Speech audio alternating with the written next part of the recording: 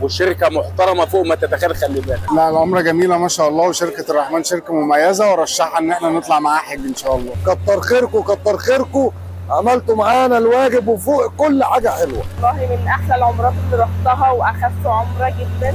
حاج بهاء من فوق عمره 9 سبتمبر، وانا رايح حضرتك في العمره حاج بهاء. حاج محمد العمره ما فيش بعد كده كلام، والشركه محترمه فوق ما تتخيل، خلي بالك، وناس عندهم مصداقيه 100%، فنادق نظيفه، اشراف 100%، والباصات احدث حاجه. لا العمرة جميلة ما شاء الله، وشركة الرحمن شركة مميزة، ورشحها ان احنا نطلع معاها حج ان شاء الله. الله اكبر عليك يا حاج محمد، تعبناك معانا، العمره جميله، والله اكبر عليك، تعبت معانا من اول يوم لاخر يوم، كتر خيرك. وبنشكر الشركه وبنشكر كل اللي ساهم معانا وكل اللي وقف معانا. كتر خيركم، عملتوا معانا الواجب وفوق كل حاجه حلوه. خدمه جميله، والفندق كان جميل، والاتوبيسات جميله، ما قصرتوش في حاجه معانا، كتر خيركم. والله من احلى العمرات اللي رحتها واخف عمره جدا، كانت حلوه جدا وكفايه جدا، والمشي بتاعها حلو جدا من اولها لاخرها، وخصوصا انا والدتي معايا وكبيره في السن، كان مراعينا جدا من اول ما دخلنا مكه، من اول الطواف لغايه السعي وكل حاجه، وكان متابعنا معانا اول باول. هي حلاوه الرحله كلها صراحه في المشي